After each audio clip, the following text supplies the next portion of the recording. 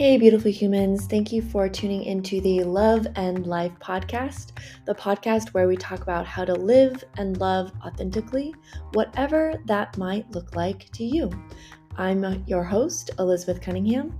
Let's dive in.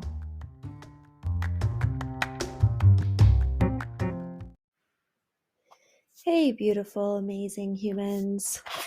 I'm just sitting here wrapping up my day, and I thought I would give a chat to you all because there is a common theme today slash in life recently that I I see this pattern, and I think that it is something that I try to point out, but it's hard to because it's based off of experience. And so it's about having healthy relationships. And so this is what I see happen.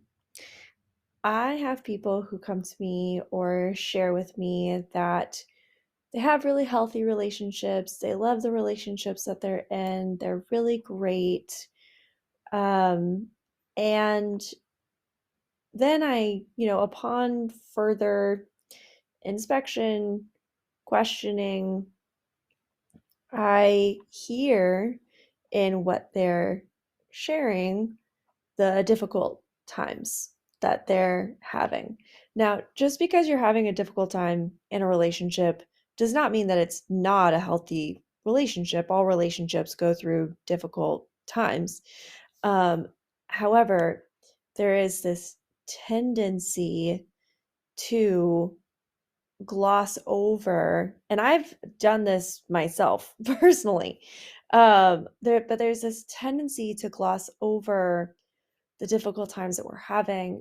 We don't want people to think badly about us. We don't want people to think badly about our partner. We don't want to receive judgment or pity. But the problem then is that we're not talking about the challenging things that we're dealing with, and so then we can't get help for the challenging things that we're dealing with. We can't share with the people around us, and maybe you don't have, that many people around you that are necessarily safe for you to share that with. But it is kind of the chicken or the egg, like who's gonna start first? Are we gonna start sharing vulnerably first, or are we gonna start listening compassionately first? I mean, it ideally we would do both, right? We would listen compassionately and share vulnerably, and that would be fantastic. But something has to start first.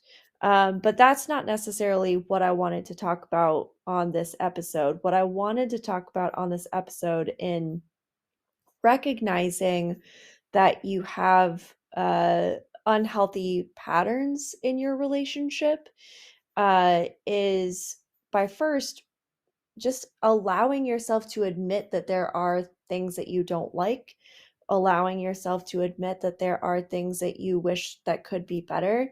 But this is where the experiential part comes in. This is where it's difficult for me as a relationship coach, is in seeing people who have such low standards for relationships. And again, I'm not leaving myself out of this conversation at all.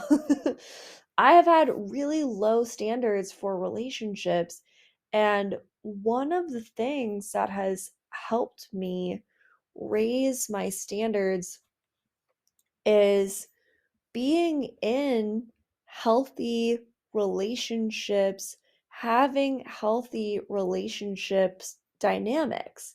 And it's really great in polyamory when you can have this, because you can kind of, when you get another partner who maybe does things that you're like, oh, I never even thought that someone could do that for me, or I never would have thought to ask for that, or oh, I didn't realize how good that would feel to be spoken to in that way, or to be recognized for that, or to have them do that for me. um like, and it doesn't, and that can happen in polyamory, but it can also happen with friendships, with family relationships, where even if you have someone in your life that can model that healthy behavior or interact with you in a way that, again, maybe you never knew that someone could do that, could be that way, um, with you. And and and then my request is that when people do be that way with you, when they do model that behavior for you, that you recognize it and that you have it become the standard for how you get to be treated. I'll use some, like, some little examples, some little examples and some big examples. And I don't mean to put a, like, to say that in like a value judgment way, but more of just like a, oh, I wouldn't have thought about that type of way. So one example is that in a previous relationship, I had a partner and we were living together, and at the beginning of us living together, I would ask them to help me bring stuff up from the car. Like, I would go get groceries, and then I would be like, hey, can you help bring stuff up? And in my past relationships and growing up, if you're bringing in groceries for the house, then it's automatic that you would help that person bring in groceries. And so, in asking, I actually expected the answer to be yes, but they said no. And I was really shocked by that. And I was like, well, I guess I did ask a question. And so, if I ask a question, the answer could be no. And so I was hurt, but I didn't say anything because I was like, well, I asked a question and they said no to the answer to that question. But then we had a friend of ours, who, came over on occasion, and she didn't even live in the house, and she would always help me carry groceries in. And as, she would do that, um, for me, my partner actually started to, when I would ask the question like, "Hey, can I have some help carrying in, the groceries?" They would model that behavior, and it got to the point where I didn't have to ask. They were just like, "Oh yeah, like, I'll come help you carry groceries in." And so, like, in that small example of, having examples around in your relationships that can level up your relationships in ways, and again, like, carrying in the groceries is kind of a small example, but it's also something that's really thoughtful and helpful, and helps the household and it's just something that can be really collaborative and just a way to show that um you're in partnership, you're in team, you're in collaboration with someone, right? um and and then in my relationships now, um I because I've been in, you know, toxic or abusive relationships in the past, where I accepted behavior because I didn't think that the behavior was that bad. I thought that, if someone, like, the example that I was talking about earlier with my partner, that I felt really embarrassed about, was that I had a previous partner who would tell me that, like, that they didn't care about what I was talking about. Like, I would talk about something that I was really passionate about, and they would, like, cut me off and say, like, "Well, I don't care about that." And I'd be like, "Oh, okay." And it was really hurtful to me because I was just like, "Oh, well, I'm just sharing something that I'm passionate about." And they're like, "Well, but I don't really care about that topic, so I don't want to listen." And then I would say to them like, okay, well, you talk about these topics, and those topics in particular, like, I don't care about, but I listen to you because I like listening to you about the things that you love to talk about. Like, it brings me joy that you get joy out of these things, even if I'm not particularly invested in those things. Right. And they were like, well, it's just really hard to talk to you when I don't care about what you're talking about. And again, that was really hurtful for me. But also at the same time, I just let it slide. I brushed it on the rug. I was like, okay, well, I guess I'll, talk about it with a friend or talk about it with other people in my life. And I have a partner now, and we had this conversation today, and they were like, I love the things that you say. And I was like, really? And they were like, yeah, I love the things that you say. Like, I love how passionate you are about things.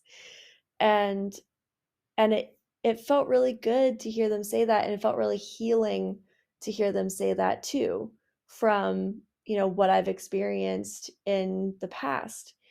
And I think that, in that first example, that's kind of what we do.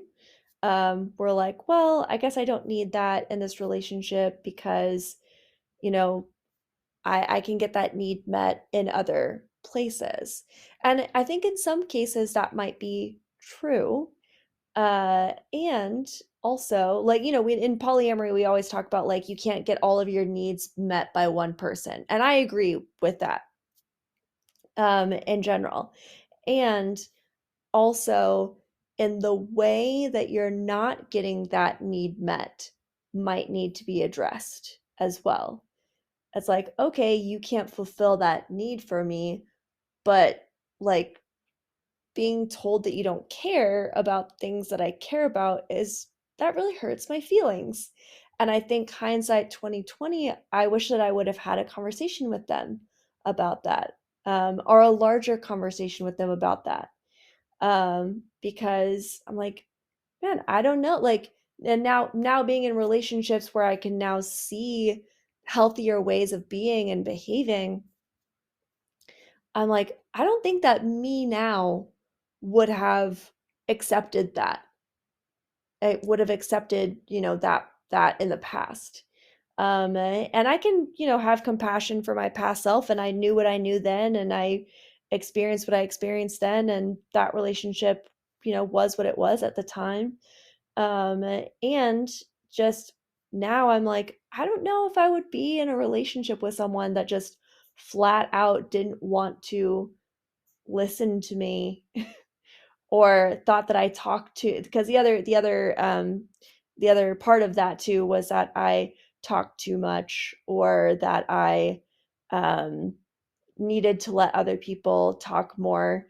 And I think that there's a good balance of that. I can be responsible for where I'm talking a lot, but that was like a general sentiment that they felt about me, and that I'm now with someone who's like, no, I love how much you talk, and I love what you have to say, and I love how passionate you are about things.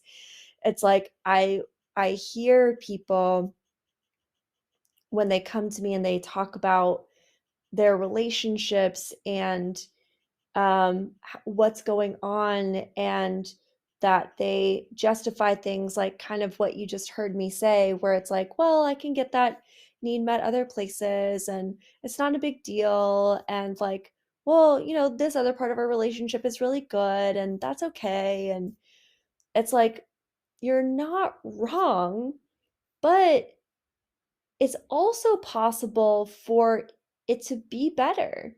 It's also possible for it to be healthier. And maybe we could strive to be in relationships where we truly feel wanted and appreciated. Like, even if, because it's like, I, even if someone is like, hey, Elizabeth, I know that you love talking about, communication and relationships and like all of this stuff. I know that you love talking about that, but it's not really my jam. And like, I love hearing you, I love that you're passionate about it, But like I have a tendency to kind of zone out when you're talking about that stuff. It's hard for me to follow. I'd be like, "Oh, okay." And then we could have a conversation, we could have a conversation about that. Be like, "Okay," and like work something out around it rather than just being like, "I don't like hearing you talk about that," or "You talk too much," or I get bored," or it's just the terseness of it.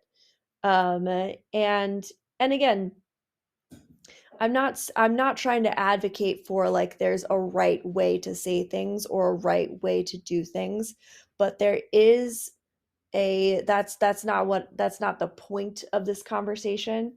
The point of this conversation is to notice when something doesn't feel good for you and to address it and be like, that really didn't sit well with me.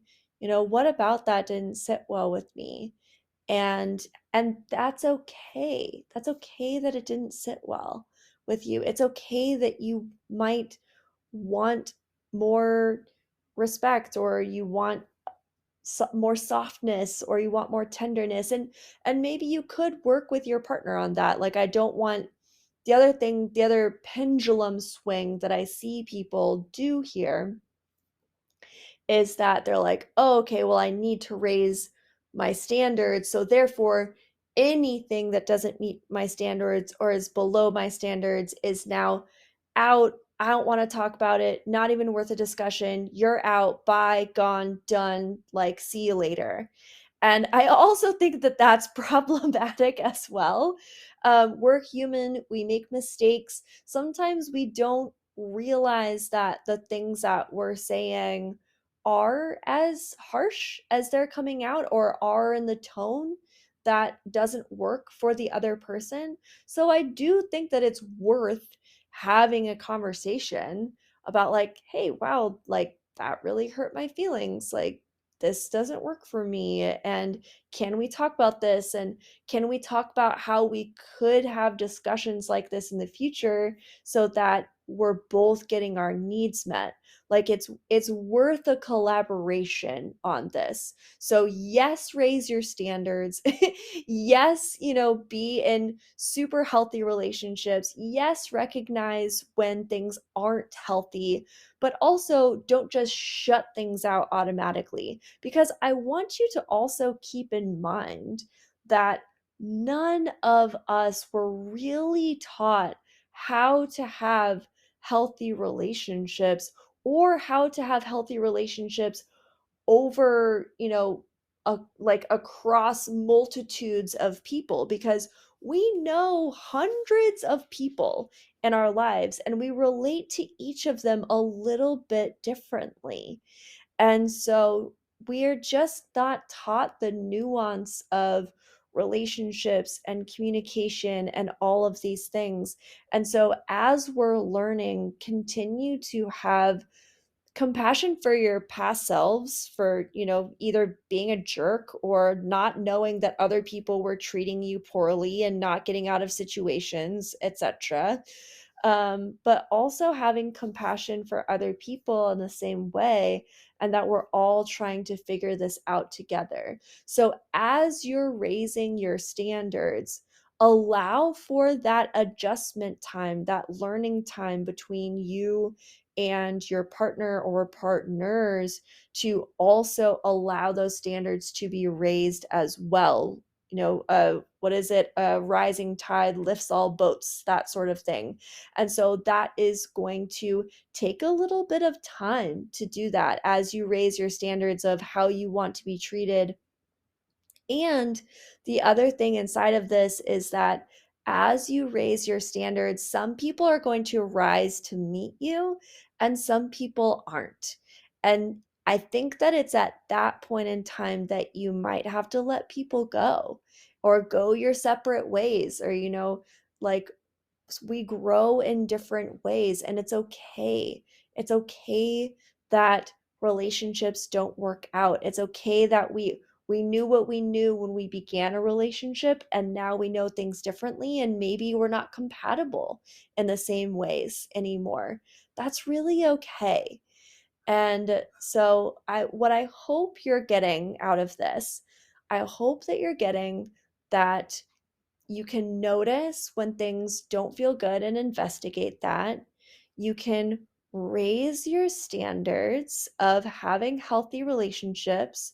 You can allow yourself and others to go through the learning process necessary in raising those standards. And hopefully, you do that again and again and again and again and again and again and again. I hope that you continue to raise your standards throughout your entire life and that everyone, including yourself, continues to grow and learn and get healthier and healthier and healthier over time, have even deeper, more connected relationships over time. But it does take that work between the two of you.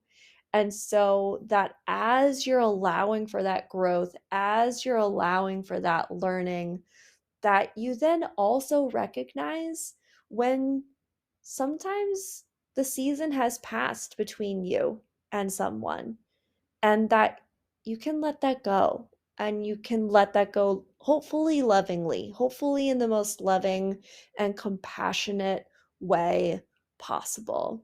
So I love you. I would love to hear what you got out of this episode. I would love to hear what you're taking away. I would love it if you reach out to me. Love, love, love, love, love, love. I would love all of that.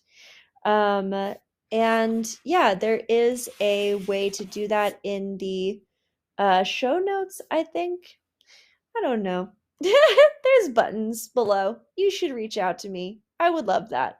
Okay. Ah, I love you, beautiful souls.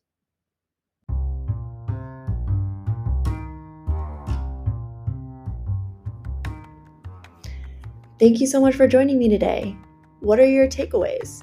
What is an action that you're going to take that will have this make a difference in your life? However small, take that action. Don't let this just be a good idea. Make that 1% shift in your life today to live more freely and authentically. If you'd like to learn more about my coaching, my classes, or the events that I host, check out my website at www.elizabethannecunningham.com. Until next time, keep loving.